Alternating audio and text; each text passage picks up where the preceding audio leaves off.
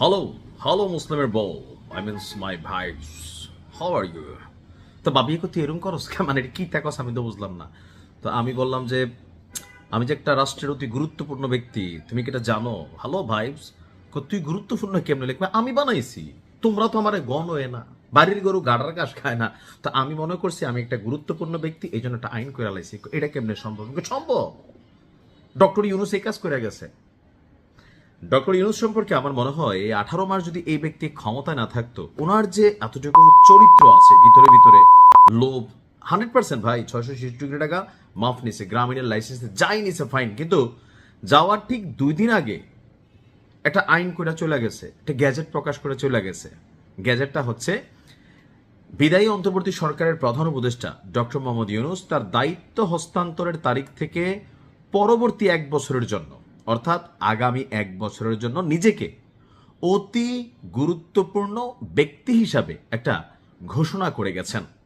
এর ফলে দায়িত্ব পরবর্তী সময়, অর্থাৎ বিএনপি সরকার ক্ষমতায় আসার পরও বিশেষ নিরাপত্তা বাহিনী অর্থাৎ এসএসএফ এর কঠোর নিরাপত্তা সার্ভিস তিনি পাইতে থাকবেন, কারণ তার কনফিডেন্স আছে তিনি যেসব কাজকর্ম করছেন। আর পিনাকিরা, ইলিয়াসরা অনলাইনে যেভাবে বলছে যে মানে রাস্তায় প্যান্টের ইয়া খুলে দৌড়াবে, আরো বিভিন্ন বক্তব্য কিন্তু দিচ্ছেন। তো দিন শেষে কাকু যাওয়ার আগে চিন্তা করছে একটা কিছু করে যায়, কিন্তু আসলে এটা কি আইন মাইনা হইল? প্রধান উপদেষ্টার তৎকালীন কার্যালয়ের সচিব, বর্তমানে তিনি এবার জনপ্রশাসন মন্ত্রণালয়ে সংযুক্ত আছেন, মোহাম্মদ সাইফুল্লাহ পান্না। ওনার সই করা প্রজ্ঞাপনটি গত 10 ফেব্রুয়ারি প্রকাশিত হয়, তবে সেটি জনগণের সামনে প্রকাশ পেয়েছে মাত্র 2 থেকে 1 দিন আগে। প্রজ্ঞাপনে বলা হয়েছে, সরকার বিশেষ নিরাপত্তা বাহিনী আইনের ক্ষমতা বলে অন্তর্বর্তী সরকারের প্রধান উপদেষ্টা ডক্টর মোহাম্মদ ইউনুসকে তার দায়িত্ব হস্তান্তরের তারিখ থেকে 1 বছরের জন্য বাংলাদেশ রাষ্ট্রের অতি গুরুত্বপূর্ণ ব্যক্তি হিসেবে ঘোষণা করা হয়েছে। মানে নিজে গুরুত্বপূর্ণ ব্যক্তি বানাইয়া নিজেই সরকারের প্রধান। তাহলে আমরা আর অন্যদের কি দোষ দেবে? এই যে ডক্টর ইউনুস খালি হাসি দিয়া সাইরা দিত, এবার বুঝতে পারছেন?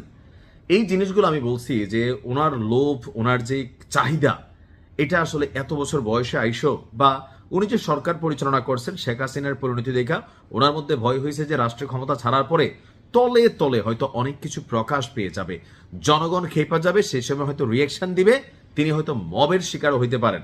আর এই কারণে তিনি কিন্তু এই কাজটা করে গেছেন। ডক্টর ইউনুস যে অধ্যাদেশটি অতি গোপনীয়তার সাথে করেছেন তা 2006 সালের 29 অক্টোবর SRO নম্বর 285-কে সংশোধন করে করেছেন। ওই আদেশে বলা হয়েছিল, রাষ্ট্রপতি, প্রধানমন্ত্রী এবং নির্দলীয় তত্ত্বাবধায়ক সরকারের প্রধান উপদেষ্টাকে স্ব পদে আপনার কর্মাবসানের, অর্থাৎ যেদিন থেকে তিনি দায়িত্ব ছাড়বেন সেই তারিখ হইতে জাতীয় সংসদের বিরোধী নেতাকে আপনার নির্দলীয় তত্ত্বাবধায়ক সরকারের প্রধান উপদেষ্টার কার্যভার গ্রহণের তারিখ হইতে বাংলাদেশের অভ্যন্তরে সর্বোচ্চ 3 মাস অতি গুরুত্বপূর্ণ ব্যক্তি হিসাবে ঘোষণা করা হলো। এটা কতদিন ছিল? 3 মাস। ডক্টর ইউনুস এই আদেশের আলোকে, মানে এই আদেশের আলোকে শুধু তার নিজের জন্যই 1 বছরের জন্য তিনি আইনটাকে সংশোধন করেছেন, অর্থাৎ যেটা 3 মাস ছিল তিনি 1 বছর করে ফেললেন। ওয়াও!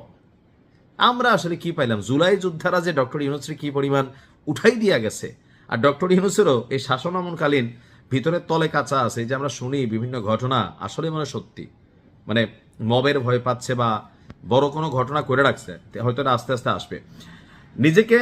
আচ্ছা, কিন্তু বাকিদের ক্ষেত্রে, এই যে তার যে বাকি উপদেষ্টারা ছিল তাদের ক্ষেত্রে সে এই ধরনের কোনো প্রজ্ঞাপন জারি করেনি। আইন বিশেষজ্ঞরা বলছেন কোনো ব্যক্তির জন্য আইন পরিবর্তন বা প্রণয়ন করা যায় না।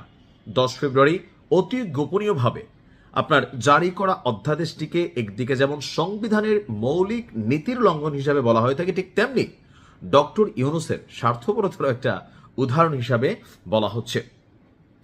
তো আপনার আমার কাছে মনে হচ্ছে যে এই নিউজগুলো দেখার পরে আমরা যারা রাজনীতিবিদদের নিয়ে এতদিন সমালোচনা করতাম, তো মনে হচ্ছে ভাই এই দেশে কে ভালো হবে, কারা ভালো হবে? পিনাকিরা কি এগুলো নিয়ে ভিডিও বানাবে? না, পিনাকিরা বানাবে না। তবে এই বিষয়গুলো আমার মনে হয় জাতির, দেশের মানুষের জানা জরুরি। ভালো থাকুন, আসসালামু আলাইকুম।